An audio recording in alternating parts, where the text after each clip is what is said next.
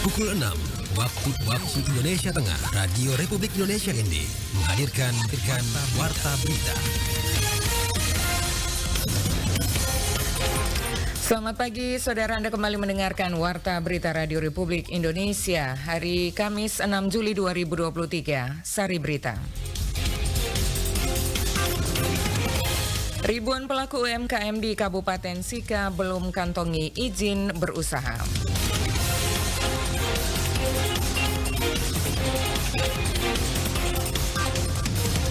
Panitia siap menuju Festival Golokoe di Labuan Bajo. Selain dua berita ini akan kami hadirkan juga berita-berita lainnya. Selengkapnya kami rangkum dalam Warta Berita Daerah pagi ini bersama saya, Desi Natalia.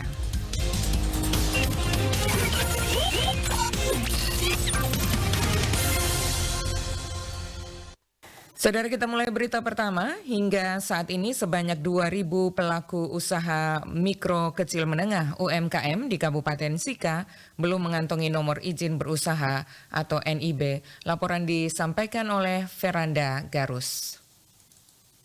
Hal itu disampaikan kepada Dinas Perdagangan Koperasi dan UMKM Kabupaten Sika, Yosep Benyamin kepada RRI dalam wawancara pagi Rabu kemarin. Dia menjelaskan penyebab utama tidak adanya NIB karena kurangnya sosialisasi dinas terkait, sehingga banyak pelaku UMKM mengalami kesulitan untuk mengurus NIB, ditambah prosesnya juga berbasis online. UMKM yang belum mengantongi NIB, sebagian besar bergerak di sektor perdagangan seperti usaha jualan sembako, industri pengolahan, hingga sektor pertanian. Kami bersama dengan Dinas Pembinaan itu melakukan program bersama namanya Jebol, program jemput bola. Jadi mendatangi UMKM yang ada di Sika, kemudian membantu memproses NIB mereka. Kita targetkan dalam tahun ini minimal 60-70% bisa mengantongi NIB.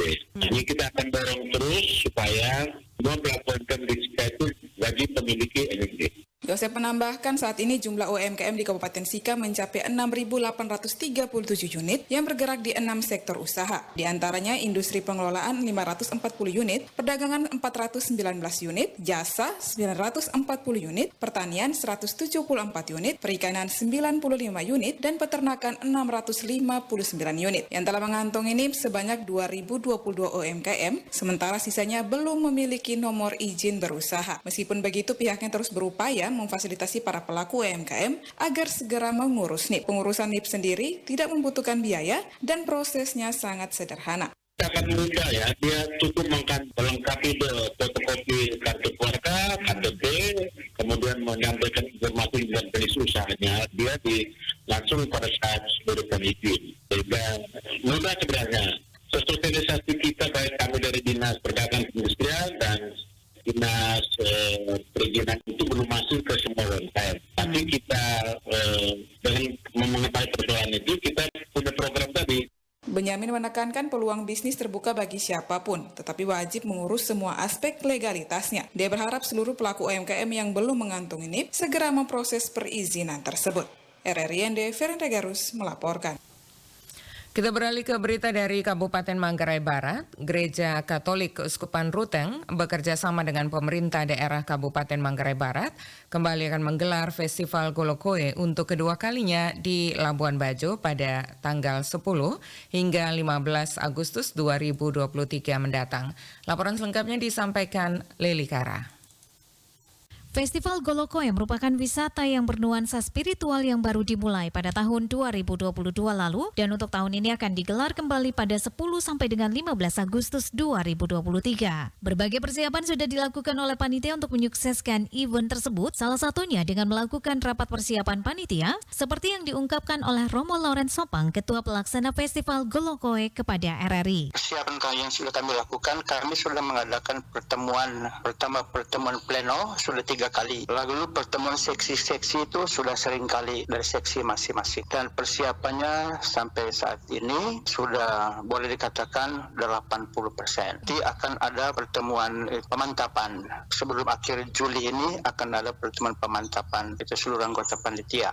Wisata yang bernuansa spiritual ini menghadirkan berbagai kegiatan, diawali dengan opening ceremony melalui parade etnik dan tari kolosal Tiba Mekah, ekologi sosial karitatif, pameran, kegiatan pentas seni, seminar, KKR, teater budaya, prosesi Akbar Maria Assumpta Nusantara dan juga ditutup dengan misa akbar dan konser musik yang akan diselenggarakan pada 15 Agustus bertepatan dengan Pesta Maria diangkat ke surga. Tahun ini kita adalah tahun ekonomi berkelanjutan. Tahun ekonomi berkelanjutan itu merupakan program keuskupan tahun ekonomi berkelanjutan. Sehingga pada tahun ini kita berusaha supaya paroki-paroki di seluruh keuskupan Ruteng ini dapat menunjukkan mereka punya hasil-hasil kerja UMKM. UMKM itu kerajinan tangan dan UMKM kuliner. Sehingga ditekankan tahun ini dalam hal pameran itu kita mau berusaha supaya pameran-pameran hasil kerja, karya tangan, hasil kerja itu kuliner dari setiap paroki bisa ditampilkan di waterfront. Itu yang paling utama. Festival religi kultural ini bertujuan untuk mendorong dan juga menggiatkan semua kegiatan ekonomi kreatif masyarakat dalam meningkatkan kesejahteraan hidup masyarakat setempat. Untuk diketahui, Festival Golokoe Labuan Bajo digagas dan juga diorganisir oleh Keuskupan Ruteng bekerja sama dengan pemerintah Kabupaten Manggarai Barat, BPOLBF, dan stakeholder terkait lainnya di sektor pariwisata. Dari Labuan Bajo, Manggarai Barat, Leli Kara melaporkan. Balai Taman Nasional Kelimutu (BTNK) Kabupaten Ende mencatat jumlah kunjungan wisatawan ke Taman Nasional Kelimutu meningkat tajam seperti yang dilaporkan Suimam. Kepala Balai Taman Nasional Kelimutu BTNK Kabupaten Ende, Budi Mulyanto, kepada RRI Rabu 5 Juli 2023 mengatakan peningkatan jumlah kunjungan ini terhitung sejak Januari sampai dengan pertanggal 2 Juli 2023 kemarin tercatat sudah sebanyak 3.345 wisatawan datang berkunjung ke Taman Nasional Kelimutu yang mana rata-rata kunjungan perharinya di atas 400 orang. Dijelaskan terkait peningkatan kunjungan wisatawan ke Taman Nasional Kelimutu ini tentu berimbas pada PNBP yang diterima oleh negara. Dengan segala hal di kami itu semuanya masuk ke PNBP, jadi tidak ada yang masuk ke BTN Kelimutu. Menurutnya, jika dibanding dengan tahun-tahun sebelumnya pada periode yang sama, untuk tahun ini jumlah wisatawan yang berkunjung memang mengalami kenaikan yang signifikan. Mengalami peningkatan. Kalau kemarin-kemarin memang terbatas karena kejadian pandemi COVID, dan dengan sudah dibukanya PPKM sudah selesai dan semua melihat perekonomian, kedua wisata itu sudah mulai berkembang lagi. Ia melanjutkan, dengan meningkatnya kunjungan wisatawan tentu didasari oleh adanya peningkatan pelayanan baik itu sarana maupun prasarana yang ada meski sangat terbatas. Namun pihaknya tetap berusaha semaksimal mungkin bagaimana kecukupan wisata alam di Taman Nasional Kelimutu bisa terpenuhi sehingga wisatawan yang datang berkunjung betah dan nyaman menikmati keindahan alam yang ada. Dinas Pengendalian Penduduk dan Keluarga Berencana, Pemberdayaan Perempuan dan Perlindungan Anak DPP KBP 3A Kabupaten Sika mencatat sebanyak 116 jumlah kasus kekerasan anak dan perempuan terjadi di wilayah mereka. Selengkapnya disampaikan laporannya oleh Feriso. Jika merasa bahwa terjadi kekerasan perempuan dan anak bagi warga yang mengalami, jangan sungkan-sungkan datang ke PPA untuk mengadu supaya kita segera menindaklanjuti. Berdasarkan data sejak Januari hingga Juli 2023, Dinas Pengendalian Penduduk dan Keluarga Berencana, Pemberdayaan Perempuan dan Perlindungan Anak mencatat sebanyak 116 jumlah kasus kekerasan anak dan perempuan terjadi di Sika. Kadis DP2 KBP 3A Kabupaten Sika, Petrus Herlemus kepada RRI Rabu pagi menjelaskan, melalui unit pelaksana teknis daerah Perlindungan Perempuan dan Anak Kabupaten Sika, tercatat dari 116 kasus terdapat 96 kasus kekerasan terhadap anak dan 20 kasus kekerasan terhadap perempuan. Berdasarkan data, jenis kekerasan yang dialami korban diantaranya kekerasan seksual, kekerasan fisik, kekerasan psikis, dan penelantaran. Setiap kasus yang dilaporkan kepada UPTD PPA telah ditindaklanjuti dan juga dilakukan pendampingan kepada para korban kekerasan. Sejak Januari sampai dengan sekarang itu ada pengaduan kekerasan terhadap anak ada 96 anak, kemudian yang kekerasan terhadap perempuan ada 20. Dari pengaduan kita tindaklanjuti dan satu persatu kita akan selesaikan.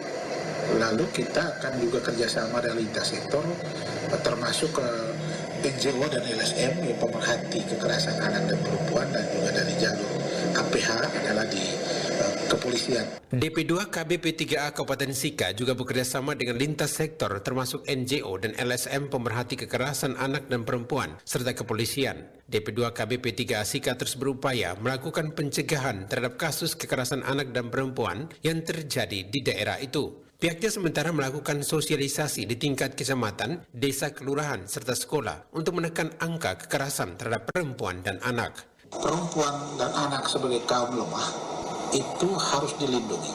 Untuk itu komitmen di pemerintah lewat dinas ini tidak ada ruang bagi para pelaku untuk melakukan kekerasan terhadap perempuan dan anak. Saya menjamin bahwa setiap kasus yang masuk pengaduan ke PPA kami akan selesaikan secara baik dan secara transparan. Kadis Petrus menghimbau kepada seluruh masyarakat agar tidak sungkan dan segan mengadu setiap tindakan kekerasan pada perempuan dan anak karena UPTD PPA Sika siap menerima setiap pengaduan dari seluruh masyarakat Kabupaten Sika dan siap memfasilitasi kasus-kasus yang dilaporkan hingga tuntas. RRI NDV Risoo melaporkan.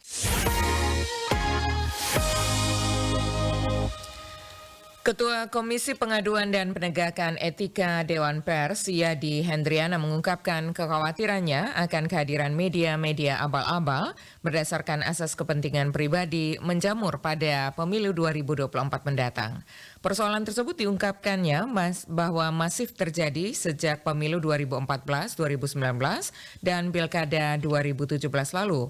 Dewan Pers mencatat mendapatkan temuan-temuan media yang dibuat oleh oknum calon pemimpin kepala daerah untuk kepentingan pribadi. Juga ditemukan oleh Dewan Pers, oknum lembaga swadaya masyarakat, LSM, dan oknum pengacara nakal juga membuat media untuk memeras dan menakut-nakuti.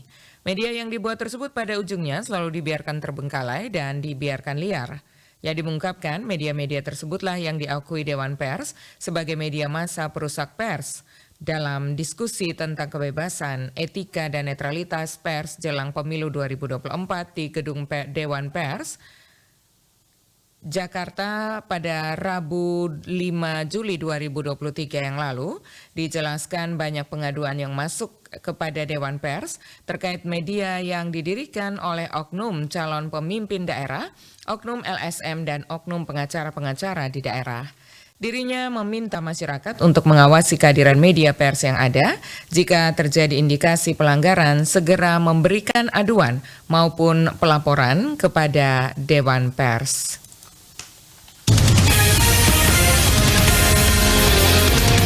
Anda sedang mendengarkan Warta Berita RRI ND. Saudara, dalam rangka memperingati hari ulang tahun ke-8 Perkumpulan Badan Hukum Wamesu Indonesia dan Hari Jadi Provinsi Nusa Tenggara Timur ke-65, Organisasi Diaspora Endelio di NTT di Jabodetabek menyelenggarakan atraksi budaya Gawisia di Anjungan NTT, Taman Mini Indonesia Indah. Laporan disampaikan Lady Badin. Perkumpulan Badan Hukum Wamesu Indonesia yang merupakan organisasi diaspora Endelio di Jabodetabek pada Sabtu 1 Juli 2023 lalu telah menyelenggarakan atraksi budaya Gawisia di Anjungan NTT Taman Mini Indonesia Indah Jakarta. Ketua Umum Wamesu Indonesia Yosep Badeoda mengungkapkan bahwa maksud dan tujuan diadakan atraksi budaya Endelio di Jakarta ini adalah untuk memperkenalkan kebudayaan Endelio lebih luas lagi sekaligus menjadi momen ungkapan syukur kepada Tuhan dan leluhur. Yosep Badeoda juga menjelaskan bahwa Gawi merupakan ritual adat yang memiliki peran penting dalam masyarakat Endelio dan menjadi titik sentral kebudayaan Endelio secara umum. Rencananya memang dalam rangka tahun maupun dalam kita tahun-tahun ini mencoba untuk tampil sehingga inilah ikon kita yang semestinya kita lestarikan, kita promosikan dan kita jaga. Menurut kami bahwa Gawi itu saat ini itu dianggap sebagai tarian biasa yang sering dilakukan di setiap pesta orang Ende. Generasi yang baru sekarang kita ingin memperkenalkan kepada terutama bagi anak-anak muda kita untuk mengenal Gawi itu bukan hanya sebagai sebuah tarian semata, tapi sebagai sebuah ritual adat, sentral ikonnya orang Endelio. Yosep Badeode juga mengungkapkan bahwa Gawi dalam tradisi Endelio mengandung filosofi mendalam tentang nilai-nilai sosial kultural seperti ketuhanan, kemanusiaan, persatuan, kepemimpinan, keterwakilan, dan keadilan sosial seperti yang disyaratkan dalam Sila Pancasila yang diilhami Bung Karno di ND. Ketika kami mengkaji, melihat, menganalisa dengan cermat tentang Gawi itu sendiri, kita mendapatkan poin-poin penting dari Gawi itu sendiri ya. Yang saya bilang ada nilai ketuhanannya, nilai kemanusiaannya, nilai persatuannya gitu ya, kepemimpinannya dan keterwakilannya, dan juga nilai keadilan. Itu sila-sila Pancasila itu. Kegiatan pertunjukan atraksi budaya Gawisia ini juga dihadiri oleh seribuan diaspora Endelio se-Jabodetabek, dan kegiatan tersebut dibuka oleh Kepala Perwakilan Provinsi NTT di Jakarta dengan didampingi oleh perwakilan dari Kementerian Pariwisata dan Ekonomi Kreatif.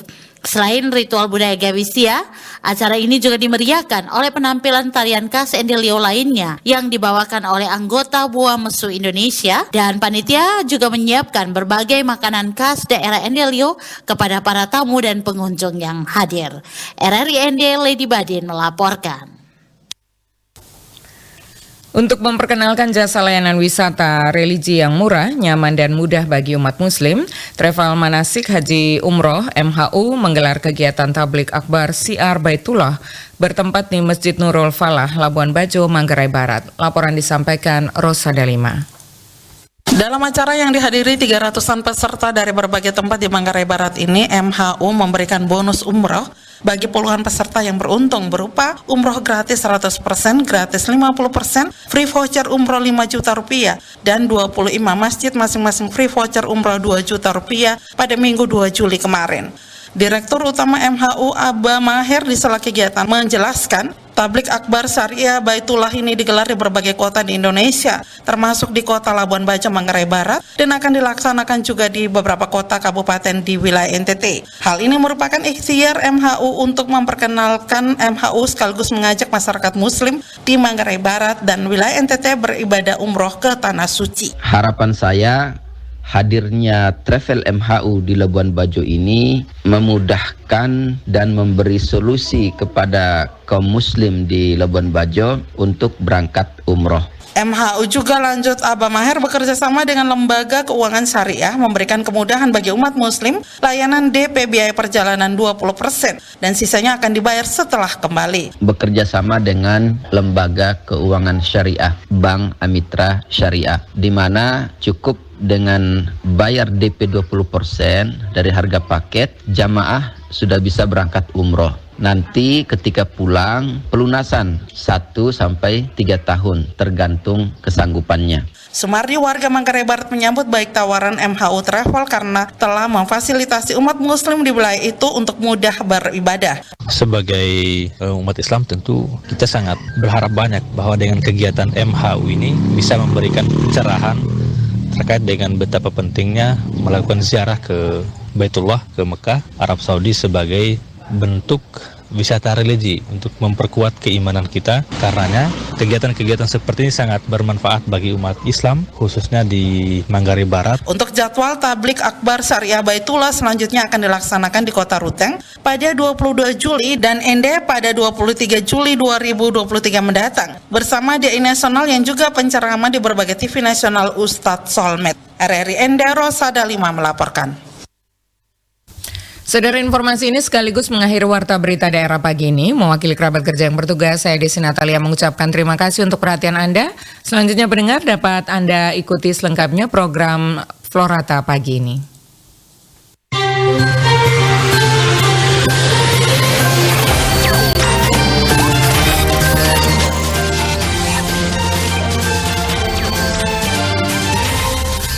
Terima kasih Anda telah mengikuti Warta Berita RRI ND.